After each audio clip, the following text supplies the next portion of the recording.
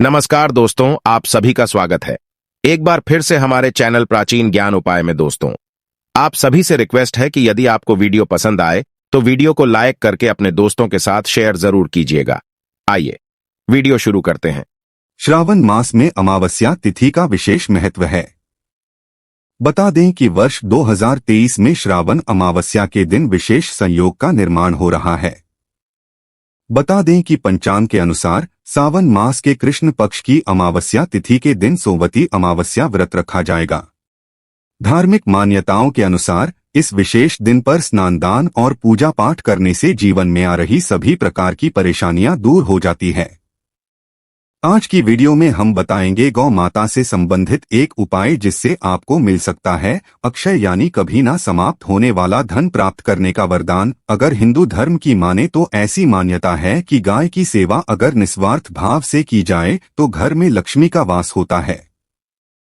वैसे तो युगों से चला आ रहा है कि गाय को हम कुछ न कुछ खिलाते जरूर है। गाय को सनातन धर्म में लक्ष्मी स्वरूप भी माना गया है। कहा जाता है कि गाय की सेवा करने से घर परिवार सुखी और संपन्न रहता है। जिस घर में गाय की सेवा निस्वार्थ भाव से होती है उस घर में लक्ष्मी जी की कृपा हमेशा बनी रहती है, और जिस घर में गाय की सेवा नहीं होती अचानक से किसी भी प्रकार की वहां पर विघ्न बाधाएं आती रहती है। वैसे तो कुछ लोग शहरों में भी रहते हैं, महानगरों में रहते हैं, तो वहां पर गाय पालना संभव ही नहीं है। लेकिन गाय को वहां पर भी रोटी जरूर खिलाई जाती है। लेकिन कई बार गाय को खिलाने में कुछ भूल हो जाती है। तो कौन सी वो 3 चीजें हैं जो गाय को नहीं खिलानी चाहिए, आज हम आपसे इस वीडियो में साझा करेंगे। लेकिन दोस्तों, उससे पहले आपसे रिक्वेस्ट करते हैं कि वीडियो को लाइक जरूर करिएगा, दोस्तों को शेयर कर दीजिएगा, और आपने अगर अभी तक चैनल को सब्सक्राइब नहीं किया है तो चैनल को सब्सक्राइब करके बेल आइकन जरूर दबाएगा। दोस्तों, गाय के अंदर सभी देवी देवताओं का निवास माना जाता है, तो आप सुबह जो पहली रोटी बनती है वो गाय को खिलाते हैं तो देवी देवताओं का आशीर्वाद मिलता है। गाय को गुरु के साथ जोड़ा गया है, यानी गुरु ग्रह के साथ, बृहस्पति ग्रह के साथ। इसलिए गुरुवार के दिन गाय को रोटी पर 1 चुटकी हल्दी डालकर खिलाएं तो सुख संपत्ति धन ऐश्वर्य बढ़ता है। दुष्ट ग्रह शांत हो जाते हैं। जो लोग मानसिक रूप से परेशान है वह गाय को रोटी पर थोड़ा सा गुड़ रखकर खिलाए तो सकारात्मक ऊर्जा आती है, टेंशन खत्म होती है, स्वास्थ्य अच्छा रहता है। और अगर आपको लगता है कि आपके सभी ग्रह खराब है तो ऐसे में गाय को पहली रोटी रोज खिलाएं। सभी ग्रह धीरे धीरे शुभ हो जाएंगे। कभी कभी जीवन में लंबे समय से कोई शुभ मंगल कार्य नहीं हो रहे होते, तब ऐसे में आप गाय को रोटी खिलाएं। गाय के मस्तक को छूकर अपनी मन्नत कहे, प्रणाम करे, पैर छुए तो आपकी मन्नत जरूर पूरी होगी। तो यह था गाय को आप क्या खिलाएं उसके बारे में। लेकिन गाय को क्या नहीं खिलाना चाहिए, अब हम वो जानते हैं। गाय को रोटी तो हर कोई खिलाता है, अब यह रोटी बासी बिल्कुल भी नहीं होनी चाहिए। यानी कि एक दिन पहले की जो रोटी बनी रहती है और आप दूसरे दिन सुबह सुबह खिला देते हैं, वो नहीं खिलानी चाहिए। कई बार आप रोटी बना लेते हैं और गाय उस दिन मिलती नहीं तो उस दिन रोटी रखी रह जाती है। फिर वह अगले दिन गाय को खिलाने से गाय का अपमान माना जाता है, वह रोटी बासी कहलाती है। इसलिए गाय को एक दिन पहले की बची हुई रोटी कभी नहीं खिलानी चाहिए। सड़ी गली चीजें, खराब चीजें गाय को मत खिलाइए, इससे घर में परेशानी आती है। अगर आप ऐसा करते हैं तो अपनी आदत को बदलिए, क्योंकि इससे घर में तकलीफ आती है। गाय को हरा चारा तो हर कोई खिलाता है। हरा चारा आप खिलाते समय एक बात का ध्यान रखें, गाय को सबसे ज्यादा पीपल का पत्ता लोग खिलाते हैं, पर पीपल का पत्ता आप खुद से तोड़कर मत खिलाइए। दूसरी बात, आप घर में सब्जी लाते हैं तो उसमें साग आ जाता है, तो आप उसमें से अच्छी चीजें तोड़कर रखकर बचा कुचा आप गाय को ना चलाएं। आप जो देंगे वह गाय खा लेगी, लेकिन थोड़ी सी कुछ अच्छी चीजें मिलाकर गाय को खिला दीजिएगा तो ज्यादा फायदा होगा। गाय को दूध नहीं पिलाना चाहिए। आप दही चावल खिला सकते हैं, लेकिन दूध ताजा हो या बचा हुआ भूल कर भी गाय को मत पिलाए। तो 3 चीजें गाय को नहीं खिलानी है।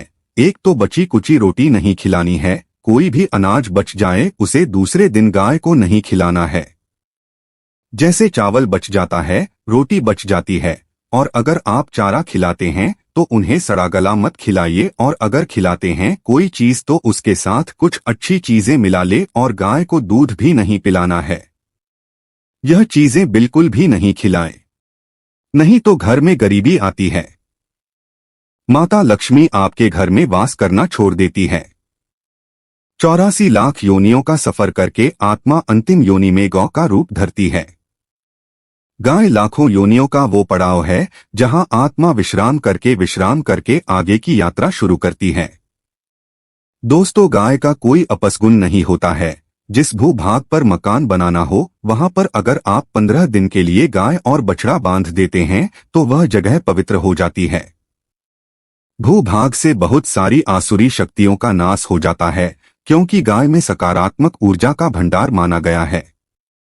गाय का मार्ग रोकना, अगर आप कहीं भी जा रहे हैं और गाय माता आपका मार्ग रोक दें तो यह बहुत ही शुभ माना जाता है। गाय और बछड़े का दर्शन एक साथ आपको हो जाए तो यह आपकी सफलता का प्रतीक माना जाता है। अगर आपके घर के आसपास गौ घूमती रहती हैं तो इसका मतलब है कि आपके घर से काफी सारे संकट अपने आप ही दूर होने वाले हैं और समृद्धि पूर्वक जीवन आपको मिलता है। गाय के समीप आप अगर जाते हैं तो संक्रामक रोग, कफ, खांसी, सर्दी, जुखाम आदि का ग्रेजुअली अपने आप ही बिना दवाइयों के भी नाश हो जाता है। अगर आपको गाय अचानक से पूंछ मार देती है तो यह बहुत ही शुभ संकेत माना गया है, और काली चितकबरी गाय का ऐसा करना तो और भी ज्यादा शुभ माना गया है। पंचगव्य जो होते हैं वो कई रोगों में लाभदायक है। पंचगव्य क्या क्या हुए? गाय के दूध, दही, घी, मूत्र और गोबर, इन सभी को शरीर की रोग निरोधक क्षमता को बढ़ाकर रोगों को दूर करने वाला माना गया है। ऐसा कोई रोग नहीं है जिसका इलाज पंचगव्य से नहीं किया जा सकता। दोस्तों, आज के समय में लोग गौ माता की पूजा करने की बजाय उनका सही उपयोग करने के बजाय उनको काटकर मारकर खाना ज्यादा पसंद करते हैं।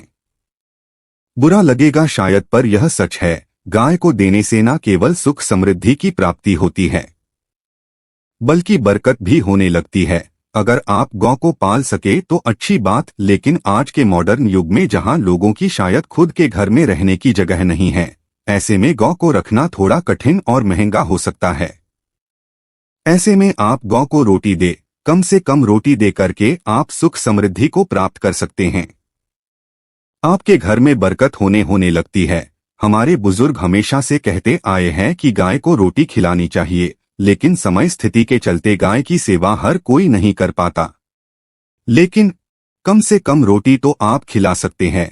अगर रोटी भी नहीं खिला सकते, जैसे काफी सारे जो हमारे भाई बहन मलेशिया वगैरह में, लंदन वगैरह में बैठे हैं, उनको गाय नहीं मिलती है, वह पूछते हैं हम कैसे गौ सेवा करें। आप ऐसा कर सकते हैं, आप गौ के नाम के पैसे निकालते जाएं, और फिर आप चाहे तो कभी इंडिया आए तो आप गौशाला में दान दे दे, या फिर आप चाहे तो वहीं पर किसी गरीब को गौ की नाम की रोटियां खिलाए, किसी भी अनाथ आश्रम में चले जाएं, किसी वृद्ध आश्रम में चले जाएं, किसी भी दूसरे सफेद पशु को आप भोजन कराए, ये भी आपके लिए बहुत अच्छा होने वाला है।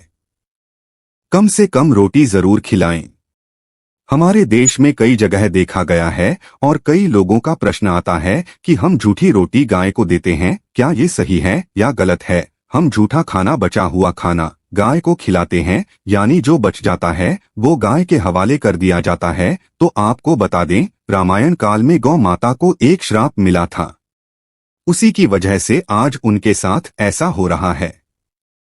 उसी श्राप की वजह से गौ माता में देवी देवताओं का वास होने के बाद भी उनको झूठा खाना पड़ता है।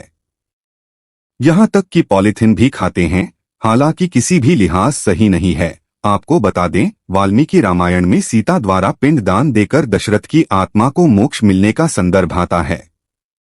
जो लोग जानते होंगे वो जानते हैं कि वनवास के दौरान भगवान राम, लक्ष्मण और सीता प्रीत पक्ष के दौरान श्राद्ध करने के लिए गया धाम पहुंचे। वहां श्राद्ध कर्म करने के लिए जरूरी सामग्री जुटाने के लिए राम और लक्ष्मण तो चले गए और सामान लेकर नहीं आए। इधर दोपहर हो गई, पिंडदान का समय निकलता जा रहा था। सीता मां घबराने लगी, तभी दशरथ की आत्मा ने पिंडदान की मांग कर दी। अब गया जी के आगे फाल्गु नदी पर अकेली सीता जी मुश्किल में पड़ गई।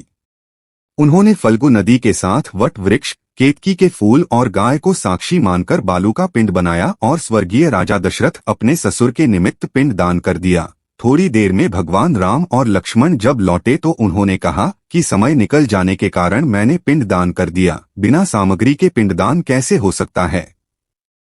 इसलिए राम जी ने सीता माँ से प्रमाण मांगा। तब सीता माता ने कहा कि जो फल्गु नदी के रेत है, केतकी के फूल है, गाय है और वट वृक्ष है जो मेरे द्वारा किए गए श्राद्ध क्रम की गवाही दे सकते हैं, इतने में फल्गु नदी, गाय और केतकी के फूल तीनों इस बात को मुकर गए। उन्होंने कहा, सीता माँ झूठ बोल रही है, सिर्फ वट वृक्ष ने सही बात कही। तब सीता जी ने दशरथ का ध्यान करते हुए उनसे ही गवाही देने की प्रार्थना की। दशरथ जी ने सीता माँ की प्रार्थना को स्वीकार करके घोषणा की कि ऐन वक्त पर सीता ने मुझे पिंड दान कर दिया।